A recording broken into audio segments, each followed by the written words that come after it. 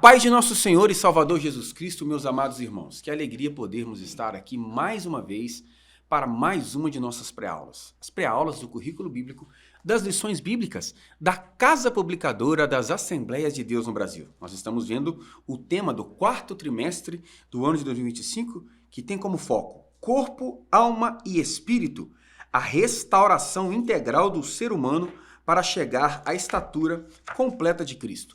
Estamos sob a orientação do reverendo pastor Silas Queiroz e veremos hoje a lição de número 6, com o tema proposto, a consciência, o tribunal interior. Antes de nós adentrarmos nos textos bíblicos e nos comentários propostos pela lição, gostaríamos de pedi-lo que, por gentileza, se inscreva nas redes da Assembleia de Deus Floresta. Deixa aí a sua curtida, deixa o seu comentário, o nome da cidade, o nome do seu pastor, de onde você está nos assistindo. Se inscreva também aqui agora no link do nosso grupo de WhatsApp, o grupo da pré-aula da Assembleia de Deus Floresta. Temos lá professores do Brasil inteiro, e não só do Brasil inteiro, também de outros países do mundo, como os Estados Unidos, Japão, países da África. Participe lá. Temos professores lá, materiais pedagógicos, livros expostos, comentários. Em todos os dias você será muito bem-vindo. E participando do grupo do WhatsApp, você também vai estar participando do sorteio que nós estaremos fazendo da Bíblia de Estudo do Obreiro. E só será participante do sorteio aquele que estiver integrando o grupo de WhatsApp. E nós veremos hoje, como já dito, a lição de número 6. Lição prevista a ser aplicada na manhã de domingo do dia 9 de novembro de 2025.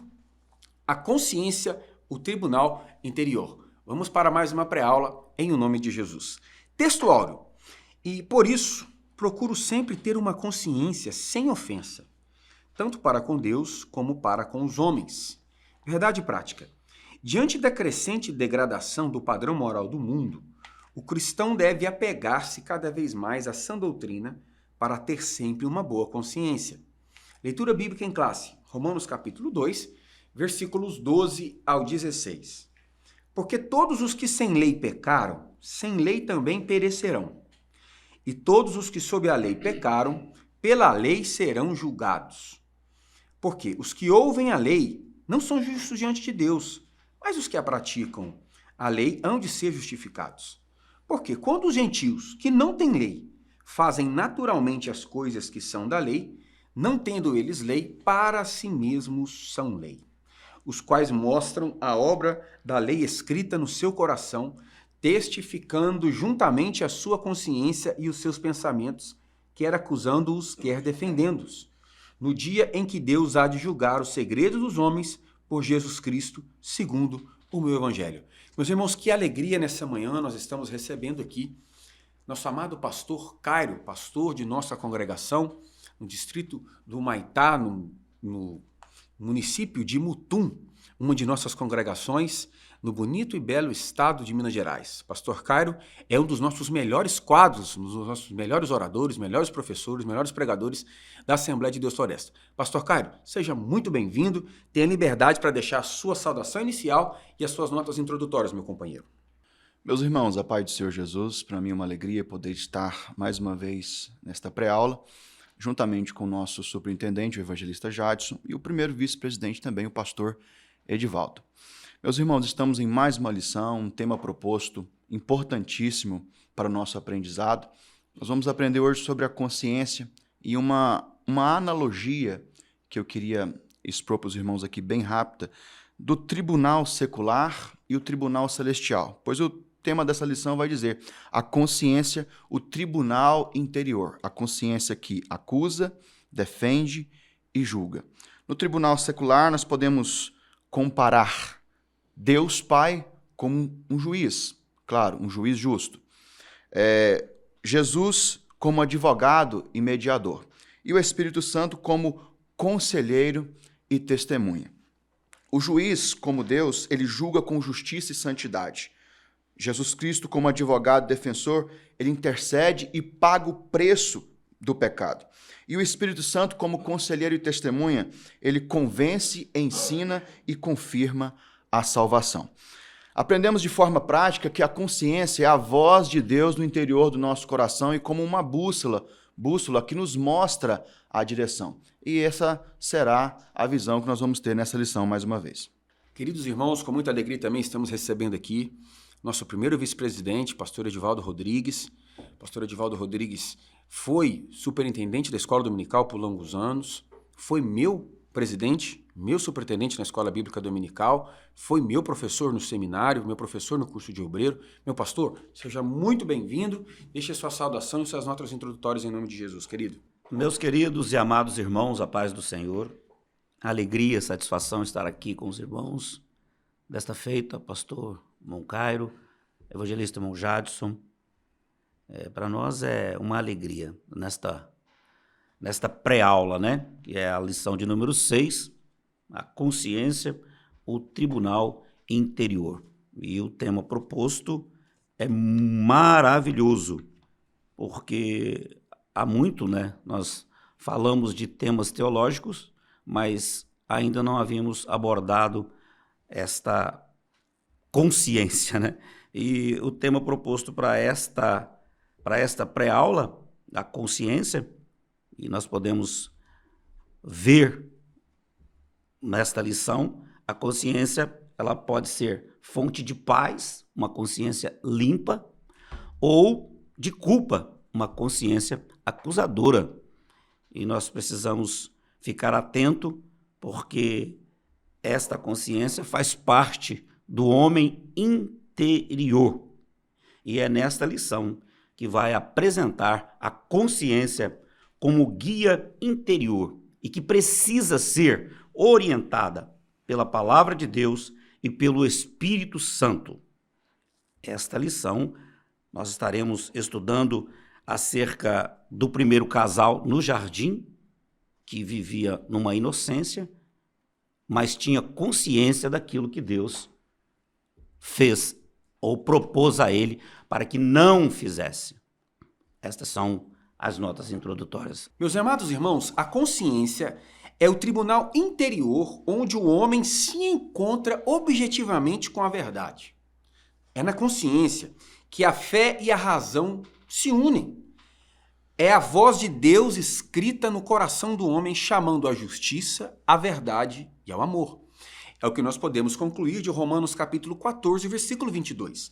Bem-aventurado o homem que não se condena naquilo que aprova. A consciência pode ser comparada a uma luz divina dentro do homem.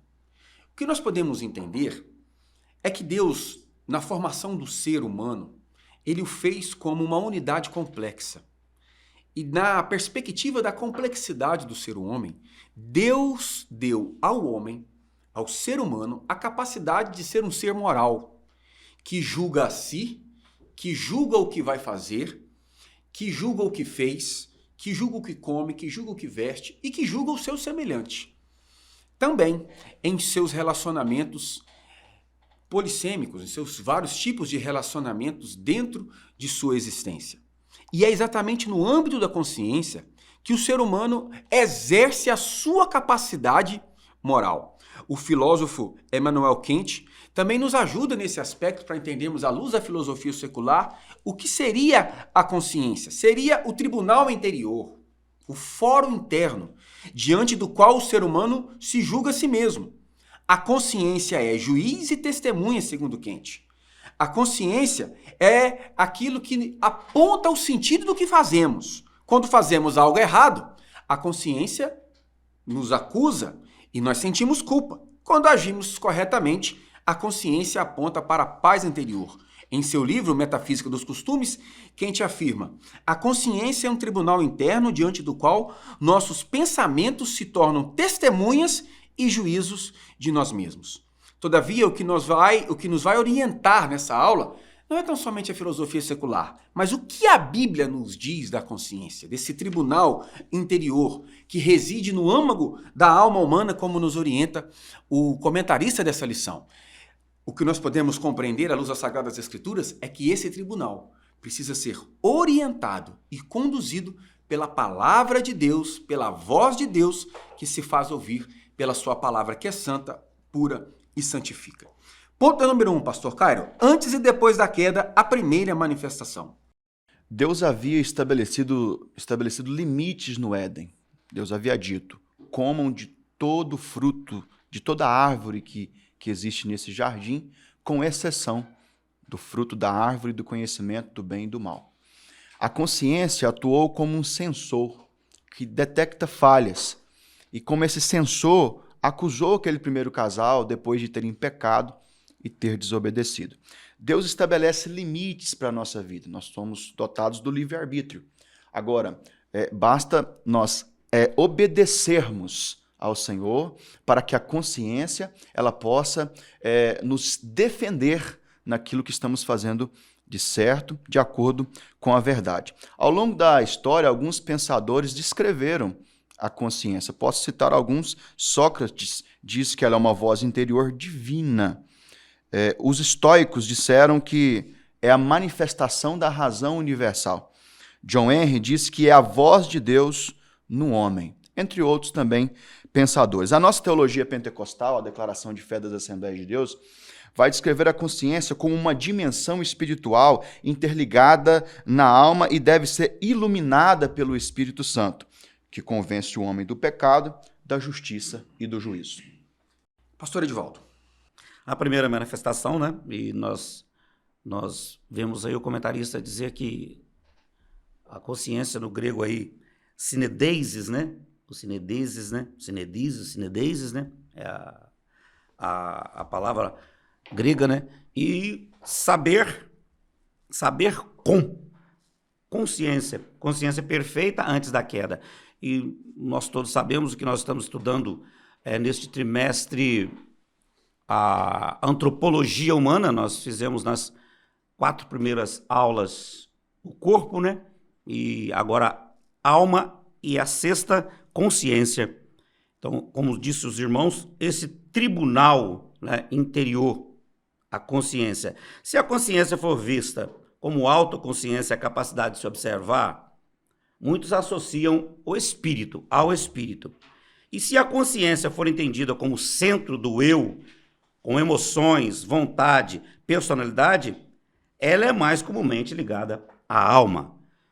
Mas, para este primeiro ponto, da primeira manifestação, meus amados e queridos irmãos, o casal que estava no jardim, pois no jardim ainda não havia pecado, não havia a corrupção de suas mentes, mas eles tinham de Deus uma recomendação. Eles deveriam saber o que era o certo e o que era errado.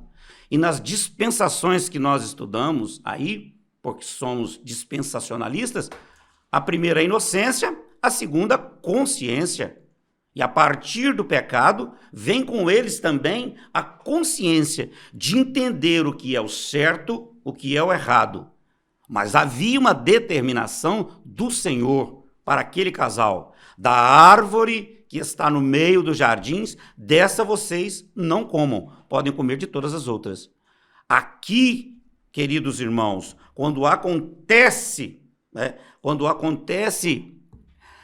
eles pensam em comer ou estão perto da árvore, ou vislumbram, têm noção, têm consciência daquilo que Deus fez, mas não observaram e, de fato, a mulher come da árvore e depois passa ao marido. E nesta situação, o homem transgrediu e experimentou o funcionamento acusativo da consciência, culpa, vergonha e medo. Amados irmãos, o comentarista propõe aqui pedagogicamente nós analisarmos a consciência no primeiro casal antes da queda, antes da desobediência do mandamento que era não comer do fruto, esse mandamento que estava condicionado ao anúncio de uma penalidade, no dia que dela comerdes certamente morrerás, e o depois disso. Antes da queda, o homem vivia em plena harmonia com Deus, com o próximo e consigo mesmo. Portanto, a consciência apontava ausência de vergonha, uma consciência limpa, livre de culpa. Eles viam a si mesmos com os olhos da pureza, sem malícia, sem medo e sem julgamento. A consciência antes da culpa era plena comunhão com a vontade de Deus. Era um estado de inocência moral. Portanto, antes da culpa não havia acusação nem conflito interno. A voz de Deus e a voz da consciência era basicamente uma coisa só. Porque não havia acusação moral do erro da desobediência. O homem vivia em obediência espontânea e, como consequência, gozava e usufruía de paz interior. Após a queda, com a desobediência ao mandamento divino, o homem e a mulher experimentaram o mal pela primeira vez. Como já bem dito, a consciência manifesta então como um sensor, indicando o que de errado eles haviam feito. Os seus olhos foram abertos, simbolizam o despertar da consciência moral. É evidente que a Bíblia aqui não está falando da visão dos olhos, mas está falando das janelas da alma. A consciência então os acusa e eles sentiram vergonha e medo. Gênesis capítulo 3, versículo 8. E ouviram a voz do Senhor que passeavam no jardim e esconderam-se da presença do Senhor Deus entre as árvores do jardim. Ou seja, o homem foi julgado dentro de si mesmo e condenado. Tanto foi que ele fugiu. O homem tenta fugir do seu tribunal interior. Versículos 9 do capítulo 3. E chamou o Senhor Deus ao homem e disse-lhe: onde estás? Essa pergunta divina é o primeiro ato do tribunal da consciência humana após a queda.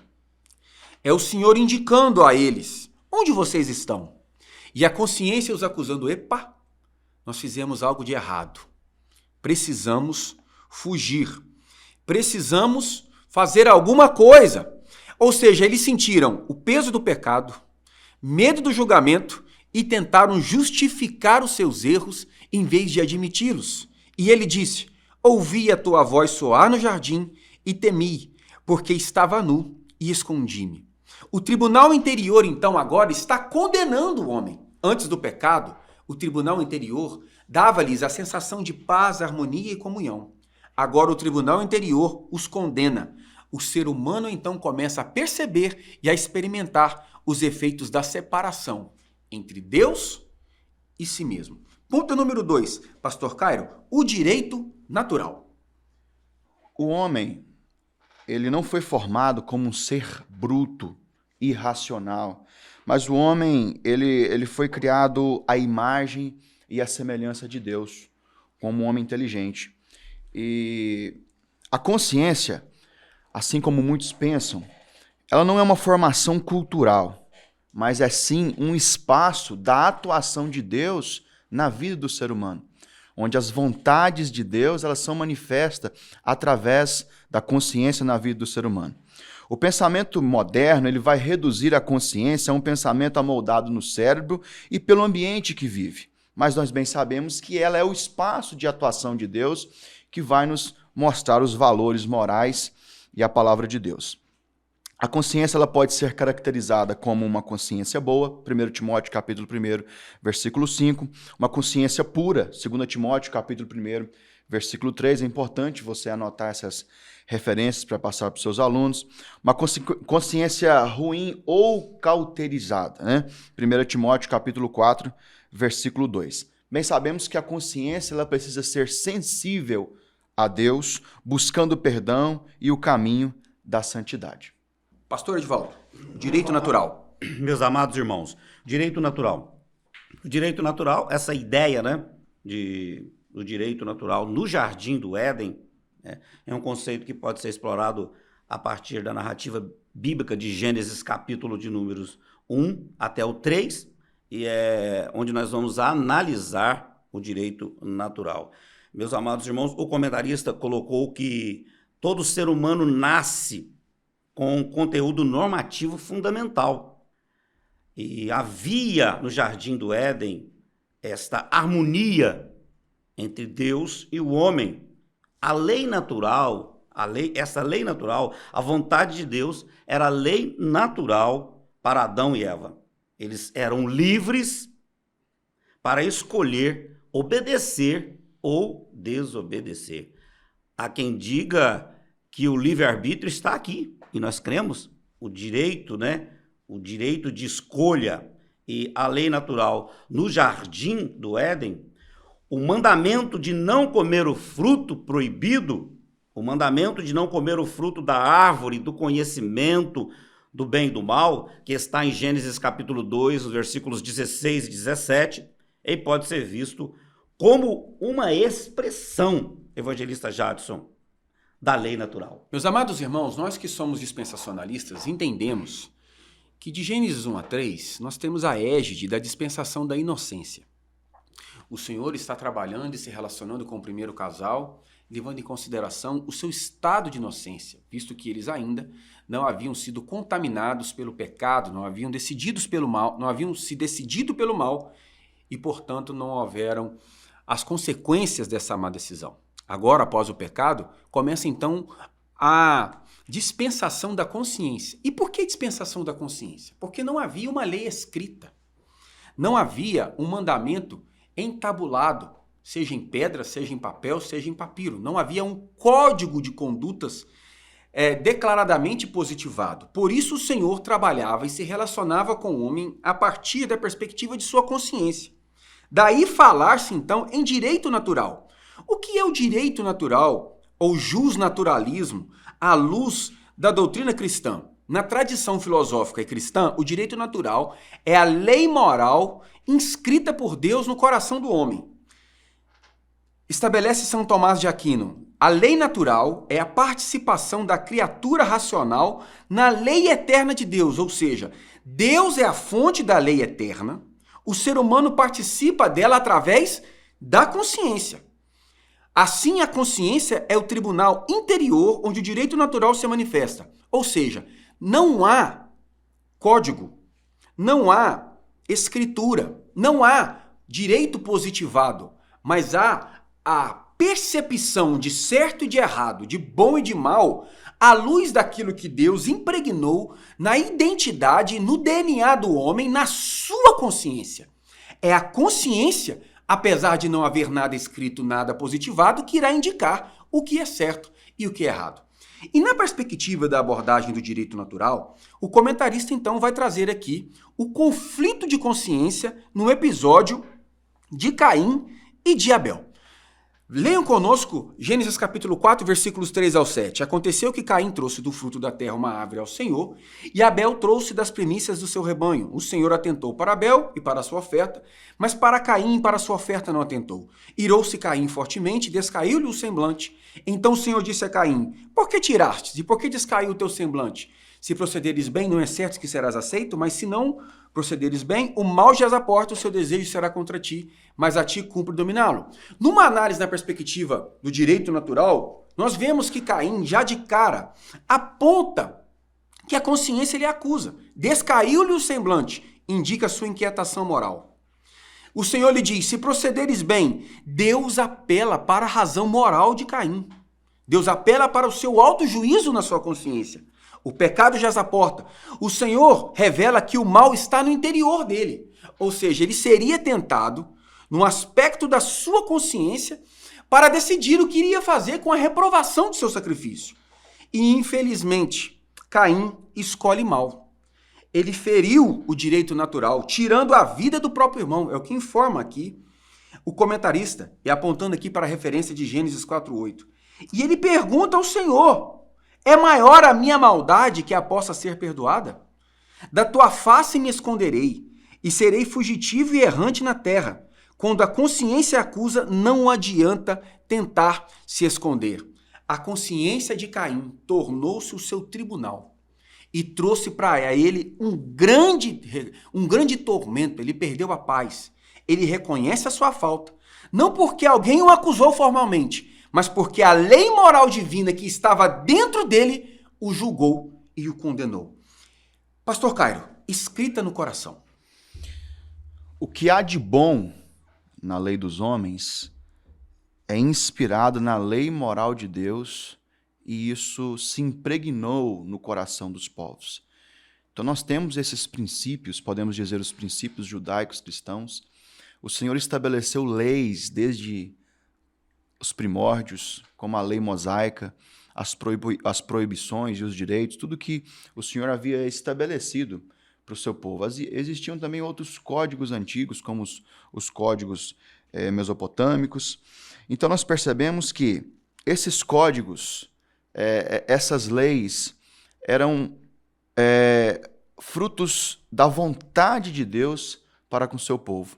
E a consciência, ela vai atuar, quer acusando ou quer defendendo, com princípio nessa lei geral de Deus e também que já está no coração dos povos. É o que ocorreu em relação aos hebreus, né? Foi a positivação do direito natural e a escrita conforme na lei mosaica. Pastor Edivaldo. Meus amados irmãos, a consciência foi dada por Deus como senso moral inato, pertence a cada ser humano, mas sofreu as distorções após a queda, como bem ressaltou o nosso amado evangelista Jadson, que não havia uma lei escrita, né, nem tabulada naquela ocasião, mas havia a lei moral implantada por Deus ao ser humano, que é a consciência. E a consciência do homem sabe se ele age certo ou errado. Isto está dentro do ser humano, esta consciência, né? Muitas pessoas que nunca ouviram falar de Jesus serão salvos pela sua consciência, esta lei moral que existe dentro do ser humano. Todos nós sabemos se erramos ou se acertamos. O nosso amado pastor Cairo nos disse, né? Todos nós temos uma lei moral dentro de nós, sejam crentes, sejam judeus, sejam ímpios. E é com base nesta lei que a consciência atua. Ela acusa ou defende. O judeu, aqui ainda não era, mas a partir da lei mosaica, eles têm, dado a lei, e como disse o nosso evangelista Jadson, as dispensações, e aqui, quando entram na dispensação da lei, dada por Deus a Moisés, esta lei mosaica, ela vem diretamente de Deus para toda a nação, mas os demais códigos também tinham uma lei moral. Qual era a lei moral? A lei moral dos povos, que no caso aí, o Ur-Nammu, né, que é um dos códigos de 2070 a.C., né, o Lipstadt, né, que é dessa data bem antiga de 1850, e também o Hammurabi, que é um dos mais conhecidos. Mas, de certo, quem os confeccionou fizeram tendo em base uma lei moral que existia dentro de cada ser humano. Queridos, a proposta do comentarista ela é clara. Ele está apresentando aqui uma visão sobre a perspectiva do dispensacionalismo. Então, ele introduz a lição falando da dispensação da inocência, apontando para o relacionamento de Deus com o primeiro casal, a dispensação da consciência, fazendo uma referência ao evento de Caim e Abel. Ele não menciona, mas nós temos depois a dispensação do governo humano, a dispensação patriarcal. E agora, pelo enunciado contido em Romanos capítulo 2, versículo 12, nós temos aqui a declaração da comparação da dispensação da lei com a dispensação da inocência. Então é evidente a abordagem pedagógica teológica dispensacionalista. O que nós precisamos entender aqui, primeiro, meu amado professor, você vai ter que usar o seu poder de síntese, porque na faculdade de Direito se estuda esse tema, o justnaturalismo, as diversas fases do direito, o positivismo, a pós-modernidade, o direito de hoje. Isso é estudado em pelo menos 2 períodos, 1 ano, na filosofia do direito e na teologia, e no estudo de introdução ao estudo ao direito. E nós temos que falar aqui em 2, 3 minutos.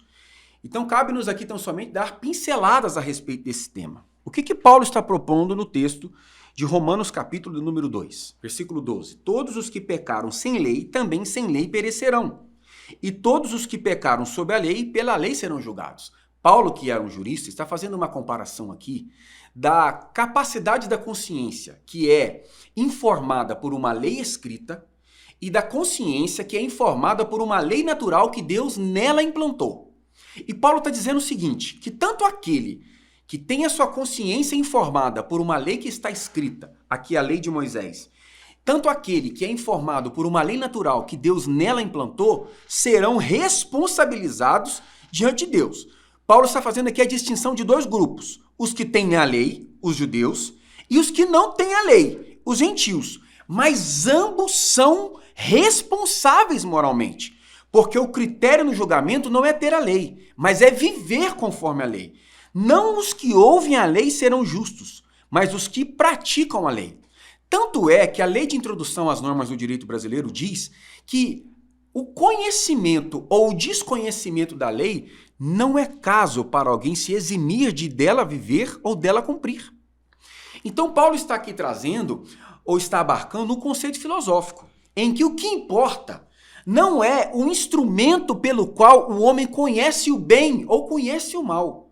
O que importa é obedecer o bem moral, seja ele por uma imposição da lei escrita, seja ele pela imposição da lei impregnada na identidade do ser humano. O assunto é complexo e nós contamos aí com a sua dedicação para tentar sintetizar isso aos alunos. Ponto número 2, Pastor Cário, funcionamento da consciência, acusação, defesa e julgamento, meu querido. O funcionamento da consciência. Essas 3 funções aqui destacadas nesse primeiro subtópico: acusação, defesa e julgamento. A acusação se dá quando estamos desalinhados com a vontade de Deus. Então a nossa consciência vai nos acusar quanto a esses erros, a essas atitudes errôneas. A defesa é quando o nosso coração ele estiver alinhado à verdade, alinhado à vontade de Deus, e nos trará então, a consciência nos trará segurança e paz. Julgamento, ela vai te julgar mediante as leis de Deus, de acordo com as suas decisões. Na madrugada da noite em que Jesus foi preso, muitos ouviram o galo cantar, mas ninguém ouviu como Pedro, porque naquele momento a sua consciência o acusou do que ele havia feito, de ter negado a Cristo. Assim como também a consciência acusou Judas por ter vendido o nosso Senhor. Davi, outro exemplo bíblico, quando ele adulterou e cometeu aquele homicídio. Os irmãos de José também, quando o venderam.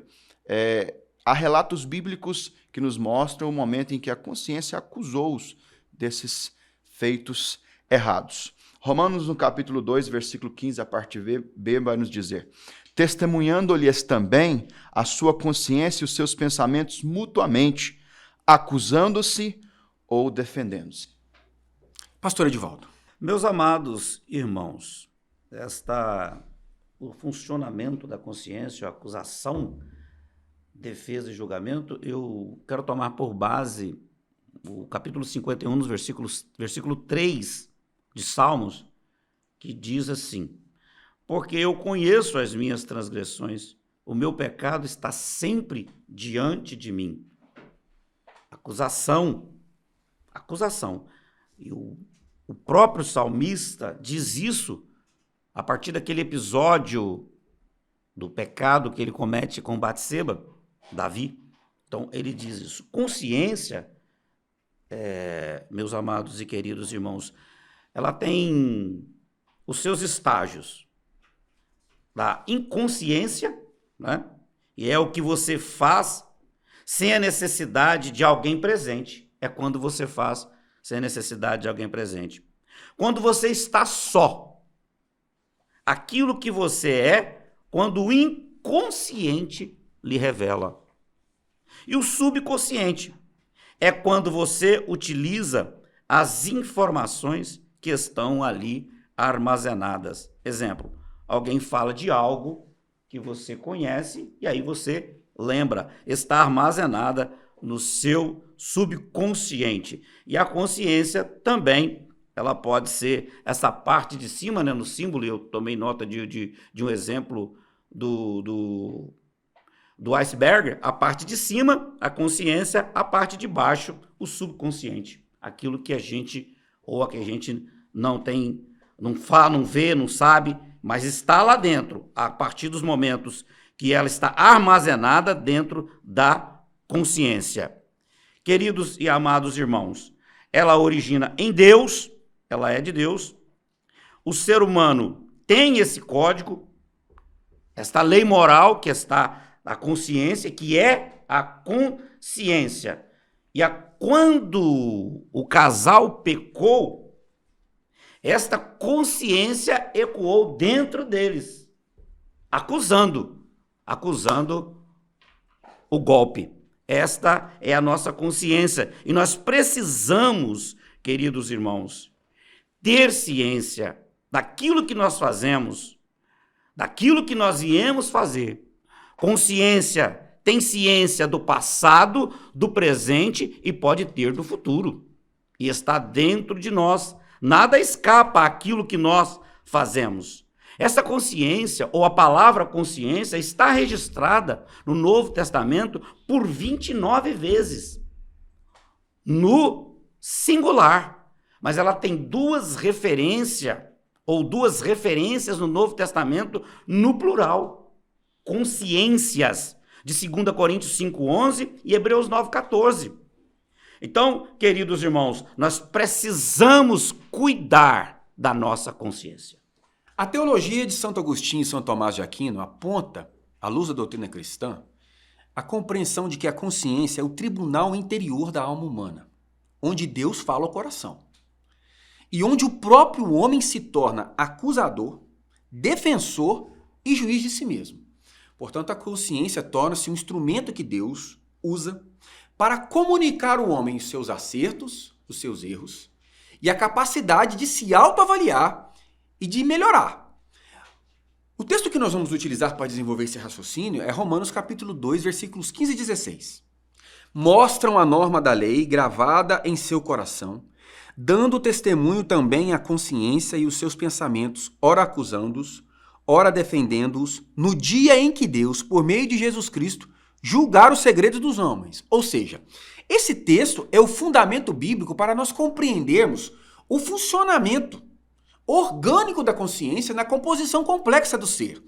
Paulo mostra que dentro da pessoa há uma voz interior que a julga, ora acusando-a, ora defendendo-a, e em todo tempo essas forças de acusação e essas forças de defesa fazem com que o homem exerça dentro de si mesmo um tribunal. Por isso a consciência é chamada de o tribunal interior do homem. O resultado do conflito ou da convergência dessas duas forças tem como resultado o julgamento moral interior, a sentença da consciência. Quando a consciência acusa, João capítulo 8, versículo 9, mas eles, ouvindo isto, acusados pela própria consciência, foram saindo um por um, a começar pelos mais velhos. Os fariseus que queriam apedrejar aquela mulher adúltera foram condenados pelas palavras de Jesus, pelo gesto de Jesus escrevendo no chão, pela sua própria consciência. 1 de João 3,20.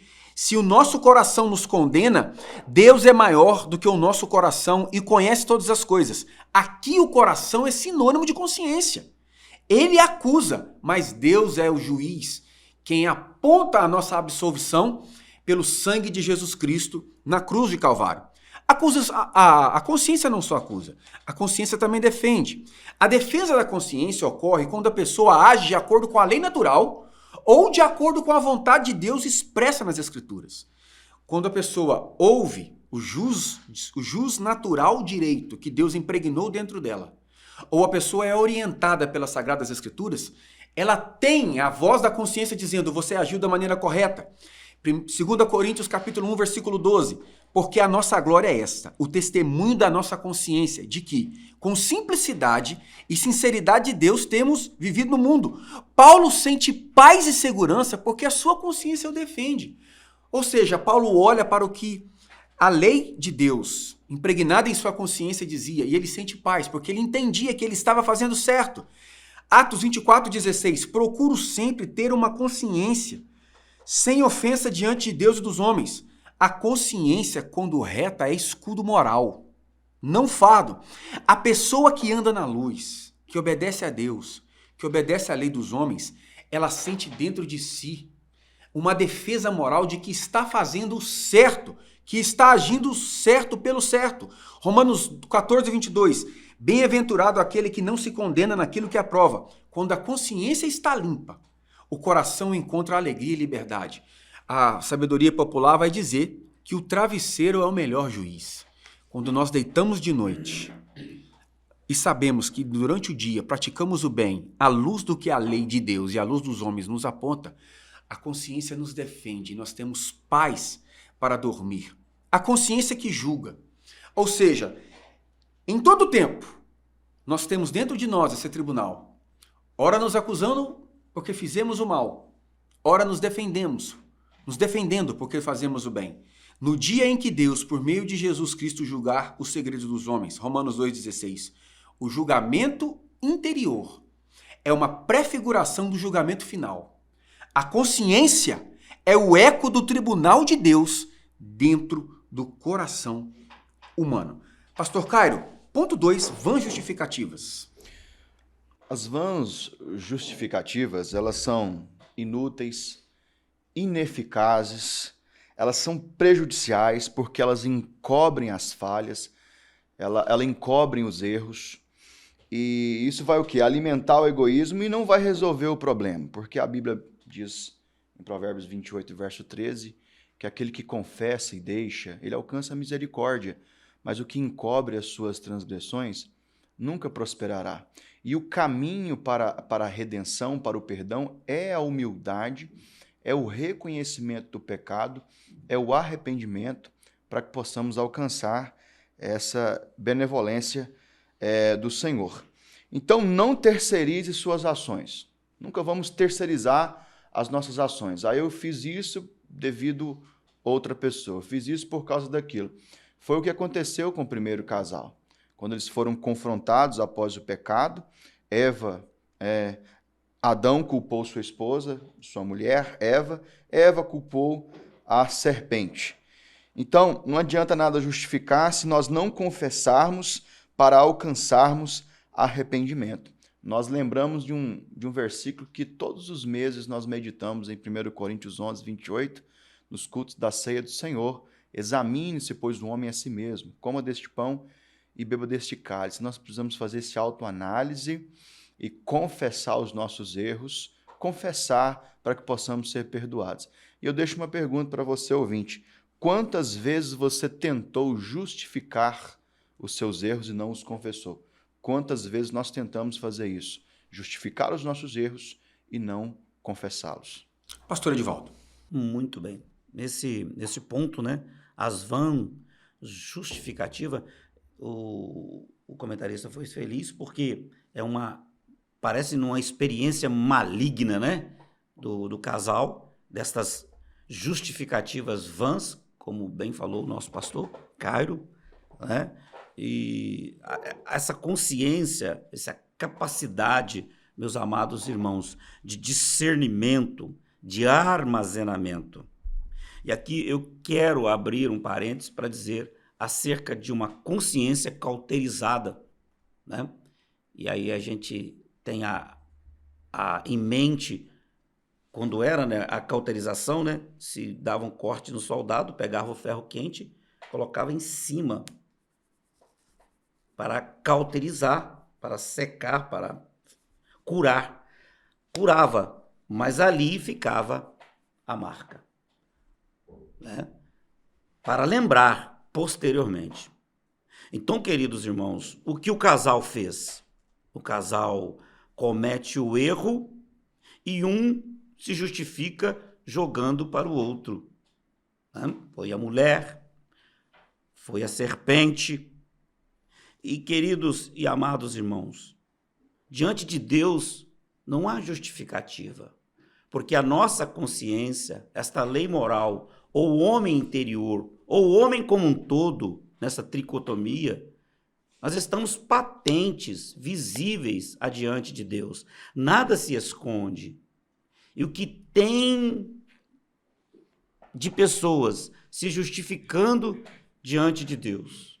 O que nós precisamos fazer é, com uma consciência pura, como disse o nosso evangelista Jadson, uma consciência pura, chegarmos adiante de Deus e reconhecer o nosso pecado. O nosso pecado foi um pecado escandaloso na rua, precisamos procurar o nosso pastor. Precisamos apresentar, porque além de tudo, nós fazemos parte de um corpo. Então o meu pecado não atinge somente a mim, atinge a igreja como um corpo de Cristo.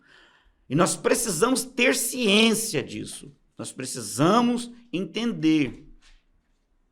Gerou escândalo, procure o pastor. Apresente o seu pastor. O seu pastor vai poder te orientar. Não fale com qualquer um. Porque às vezes, esse qualquer um, ao invés de te ajudar, vai espalhar. Não tenha a mente cauterizada. As células mortas. Não. É a mesma coisa de você colocar a mão dentro do balde de gelo e deixar por vários minutos. Quando você tirar, belisca para ver. Você não sente. Está dormente. Não sejamos, irmãos, que essa dormência não possa estar na nossa mente. Cometemos um pecado, sejamos dignos, sejamos honestos, confessemos. Se o seu pecado é você e Deus, peça perdão a Deus.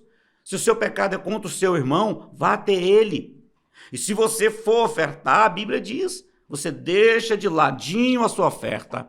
Vá até o seu irmão, peça perdão e depois volte e apresente a sua oferta a Deus.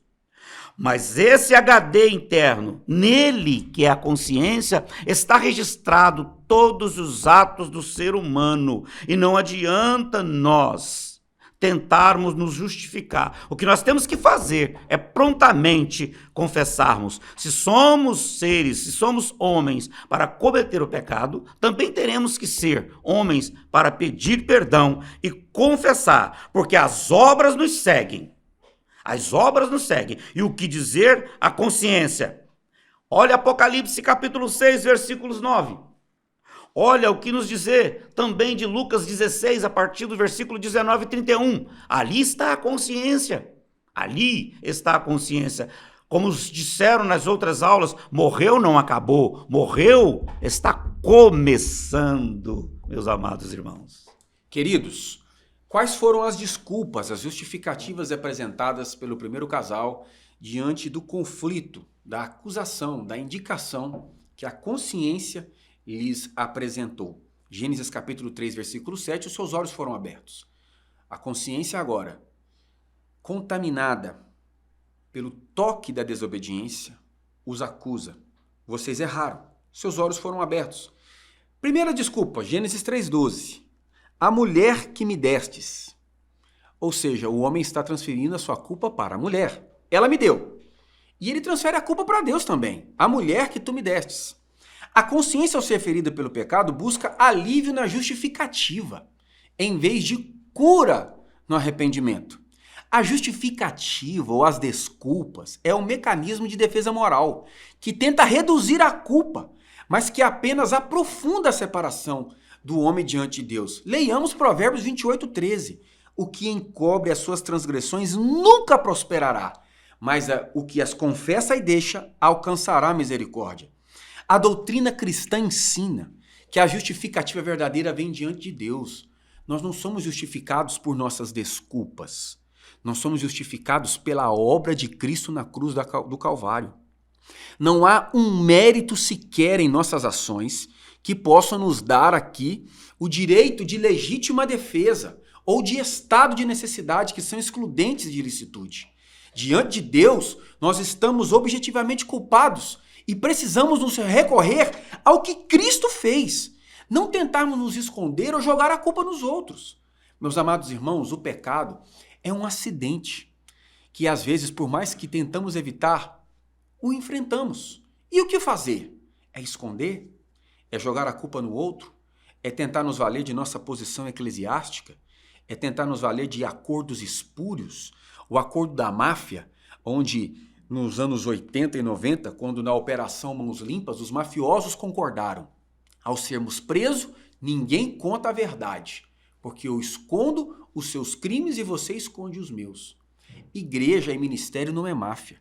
Igreja e ministério é o santo corpo de Cristo, que Deus levantou para ser coluna de verdade nessa terra.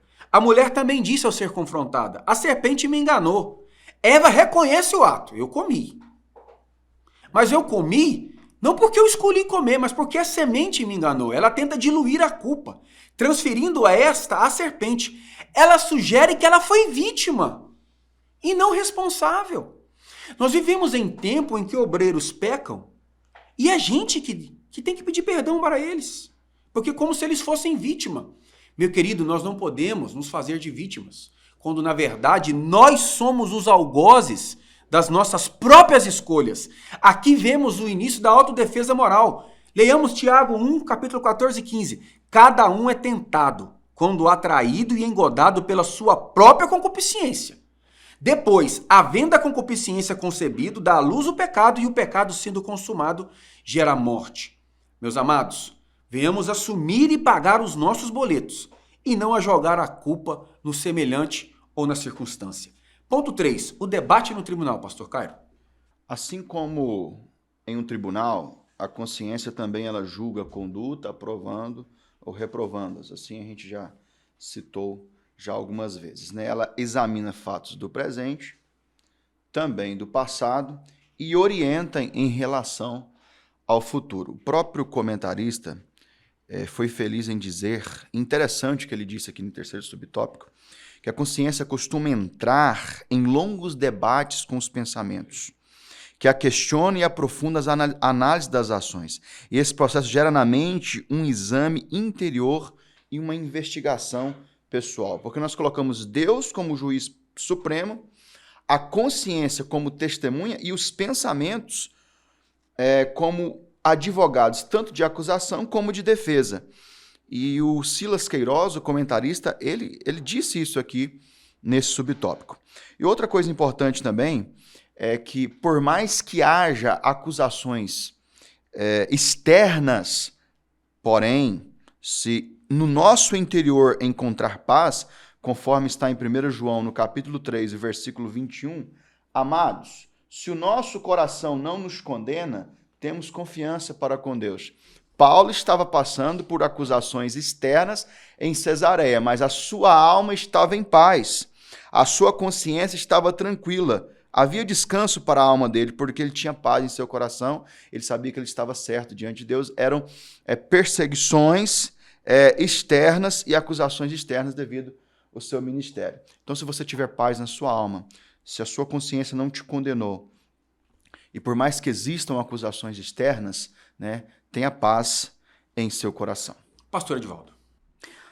A consciência atua como um tribunal interior, nós sabemos, né? Já estamos aí há 52 minutos falando acerca da consciência como tribunal interior que acusa, defende e julga, né, as nossas atitudes diante de Deus e dos homens. E nós, no decorrer de todo o trimestre, estudaremos este homem, né, ou esta antropologia bíblica, corpo, alma e espírito, e eu quero fazer menção, né, daquilo que habita, né, como o pastor Cairo disse, que essa consciência entra em debate, longos debates, né, com pensamentos, né, com a mente. Então, eu queria dizer acerca da alma, porque a mente está na alma. Eu fiz algumas anotações. A vontade está na alma, o desejo está na alma. A alma, vida do corpo, na nossa perspectiva, é claro. A alma só existe pela junção do corpo e o espírito. Juntos os dois têm essa energia, né? Corpo, espírito, na junção positivo-negativo, alma. A alma tem emoções. O chorar está na alma. No corpo estão os sentidos, né? A alegria também está na alma. E aí, meus amados irmãos, a inteligência, o caráter, o raciocínio está no espírito. Então, queridos irmãos, esta luta interior, né? Como disse os nossos amados irmãos, este debate no tribunal, mas, queridos, uma consciência tranquila, uma consciência em paz, como disse o nosso amado irmão, quando nós batemos a cabeça no travesseiro e nós temos paz com os homens e paz com Deus, isto não tem preço, meus queridos irmãos, isto não tem preço. O que tem de irmãos, o que tem de pastores que coloca e transfere as suas responsabilidades e culpas até para o inimigo, né? Quando, na verdade, as culpas são nossas. E nós precisamos rever alguns conceitos. e ter paz com os homens, paz com Deus e uma consciência, meus queridos irmãos, tranquila. Tomemos cuidado das nossas atitudes, das nossas ações. Pensemos antes de fazer, pensemos. E que não dizer, queridos, dos problemas psicossomáticos, né? Das síndromes dos pensamentos acelerados, o SPA, como diz muito bem o professor e escritor Augusto Cury. Então nós precisamos, nesta caminhada nossa, ter paz com os homens, paz com Deus e uma consciência tranquila. Meus amados irmãos, vamos adentrar agora no terceiro tópico. A consciência é falível. E gostaríamos de pedi-lo que curta essa publicação, deixe o seu comentário, compartilhe, pois assim você estará nos ajudando em o nome de Jesus. Pastor Cairo, a consciência é falível. Defeitos da consciência. Tito, no capítulo 1, versículo 15, vai nos dizer: todas as coisas são puras para os puros, mas nada é puro para os contaminados e infiéis. Antes, o seu entendimento e consciência estão contaminados. Em Tiago 4,14, na epígrafe da minha Bíblia, diz sobre a falibilidade dos projetos humanos e, assim podemos dizer também, né, que os projetos de Deus são infalíveis. A consciência é falível. E os defeitos da consciência, conforme está aqui proposto nesse primeiro subtópico. Nós temos que tomar cuidado com os extremismos, né? Nem ser razoável ao pecado, ou também considerar tudo pecado. Eu separei aqui algumas características da consciência cauterizada. Uma consciência cauterizada, ela é insensível ao pecado, ela não distingue entre o bem e o mal, ou entre o que é certo e errado. A consciência cauterizada também, ela não distingue entre o que é puro e impuro, profano e sacro, legalista e vulnerável. Ela mantém-se na desobediência e tudo isso acaba afastando, né, o ser humano da perfeita vontade agradável de Deus. Pastor Edivaldo. Meus amados irmãos, neste ponto 3, né, a consciência é falível, eu quero me valer do capítulo de número 8, versículo de número 9 do Evangelho de João, que está escrito assim: quando ouviram isso, saíram um, a começar pelos mais velhos até os últimos. Ficaram só Jesus e a mulher que estava no meio. E esta passagem, ela retrata muito, né, esse defeito da nossa consciência. E nós precisamos entender que esta consciência contaminada e corrompida, como está escrito aí nas nossas referências bíblicas, né, de Tito 1:15, como o pastor Cairo leu para nós. Neste texto aqui, queridos irmãos, de 8:9, que é a mulher adúltera, nós podemos observar que todos vieram para acusá-la. Né? Pegam as pedras para atirar. E Jesus faz com eles uma reflexão que serve para nós nos dias atuais. Aqueles que não têm o pecado, atira a primeira pedra. Vejam que foram saindo os mais velhos aos mais novos. Será porque os mais velhos, o peso na consciência seria maior por causa das quantidades mais elevadas de pecado?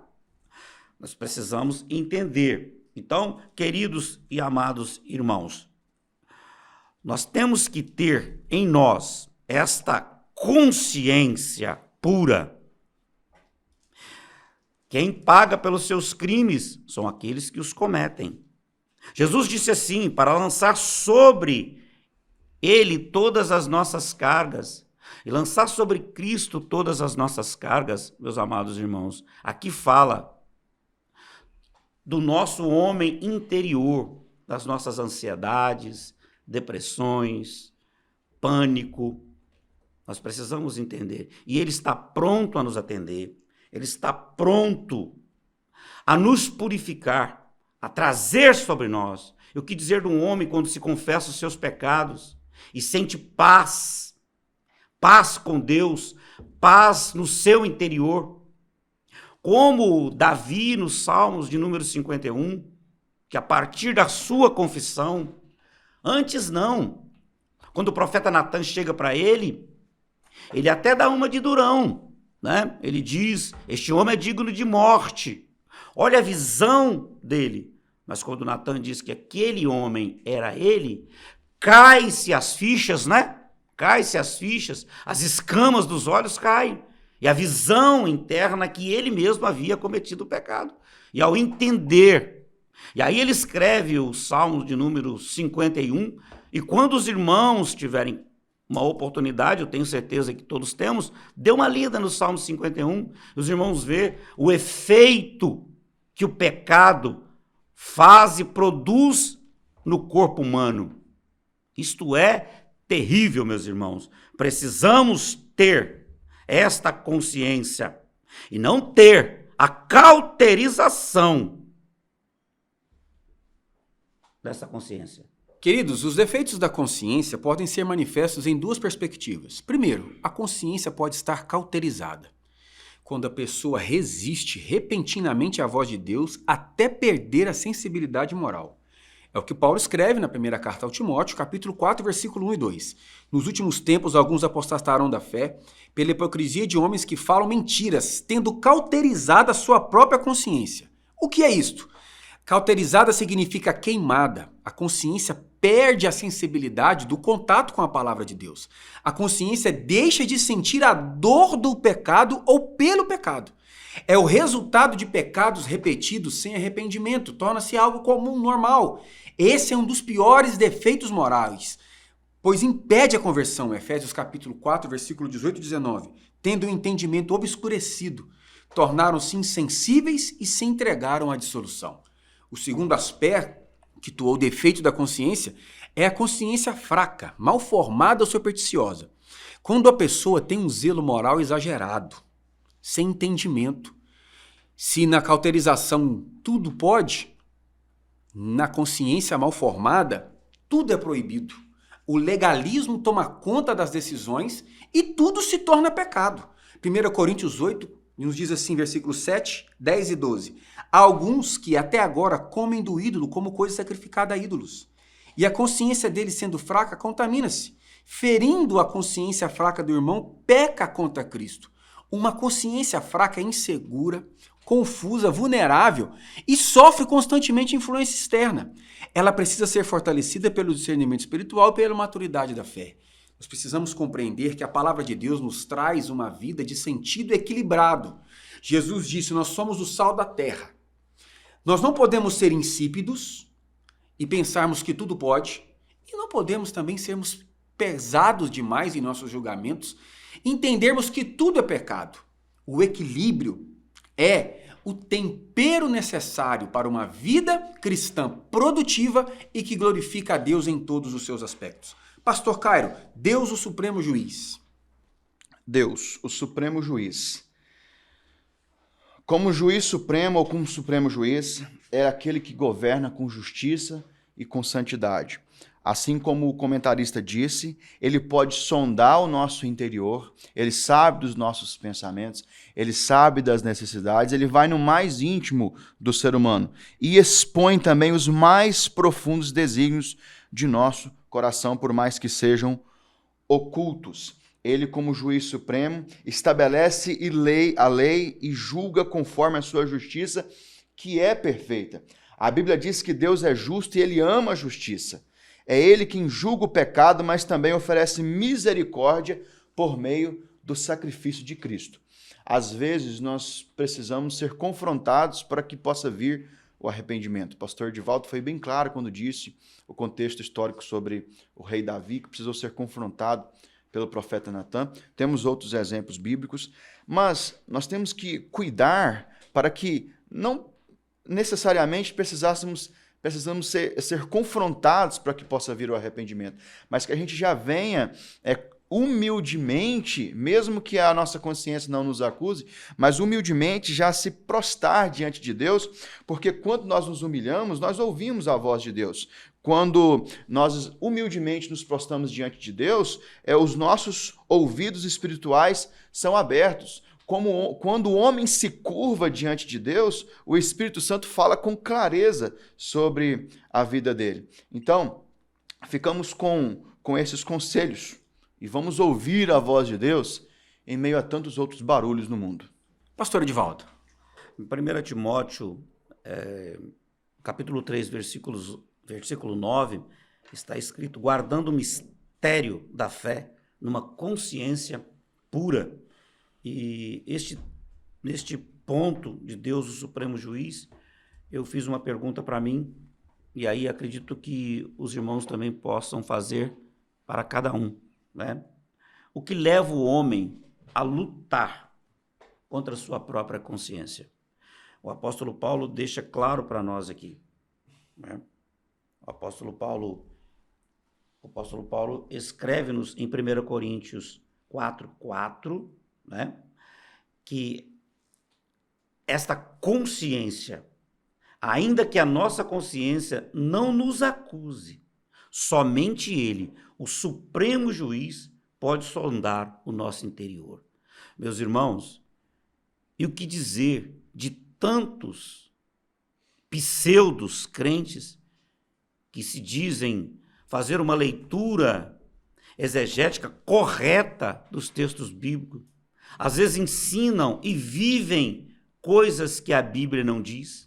Para eles estão certos, mas quem vai julgar é o nosso Deus, o Supremo Juiz. Hermeneuticamente, né?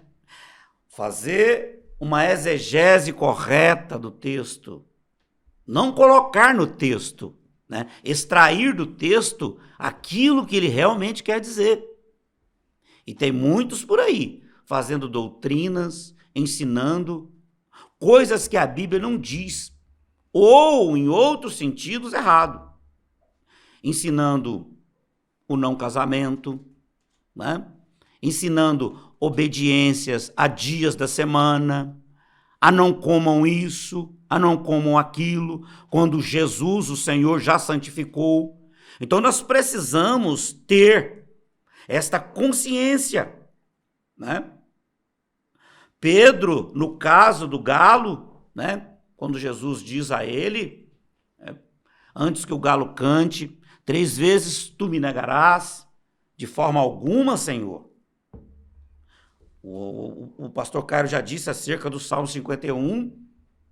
Então, queridos irmãos, nós precisamos entender, precisamos analisar, porque quem é maior do que a nossa consciência? Quem nos deu essa lei moral? É Ele que nos julgará, o nosso Deus, o Supremo Juiz. Queridos irmãos, a consciência, o tribunal interior, contido no âmago do ser, na alma do ser humano, é o instrumento pelo qual, de forma natural ou induzida por fatores externos, irá nos indicar a moralidade da certeza ou da não certeza daquilo que nós fazemos ou iremos fazer. Todavia, acima da nossa consciência está Deus. Há aqueles que justificam-se dos seus atos por aquilo que a consciência lhes dizem. Fazem porque a consciência não os acusou. E existem outros que deixam de fazer e vivem aprisionados em acusações infundadas porque a consciência lhes acusa. E acima dessas questões pessoais e culturais está Deus, que é o juiz de todas as coisas. E Ele deixou aqui a sua palavra para nos orientar a vivermos conscientes à luz das Sagradas Escrituras o que devemos ou não fazer. Visto que a consciência pode estar inclinada para o legalismo, onde nada se pode fazer, e para o liberalismo, onde tudo é legal, tudo é perfeito, tudo é agradável. É em Deus e na sua palavra que nós encontraremos a orientação objetiva, prática e circunstancial para todos os atos da nossa vida, Salmo 75, número 75, verso 7. Mas Deus é o juiz. A um abate e a outro exalta. Hebreus 4, versículo 13. E não há criatura alguma encoberta diante dele. Antes, todas as coisas estão nuas e patentes aos olhos daquele com quem temos de tratar. Deus é justo, perfeito e infalível. Ele é o juiz que vê não apenas as ações externas, mas os pensamentos e intenções do coração. É por isso que no Apocalipse nós temos a recomendação. Aquele que acrescenta o que a Bíblia não diz, terão dores acrescentadas. E aquele que retira o que a Bíblia diz, terá o seu nome retirado do livro da vida. Que nós venhamos ser avaliados pela justa justiça da palavra de Deus. Pastor Cairo, deixa a sua conclusão em nome de Jesus, meu amado. Conforme dissemos em toda essa lição, a consciência é uma bússola que Deus nos dá como direção do caminho certo, é a voz de Deus em nosso interior. E aí vai uma pergunta para todos nós.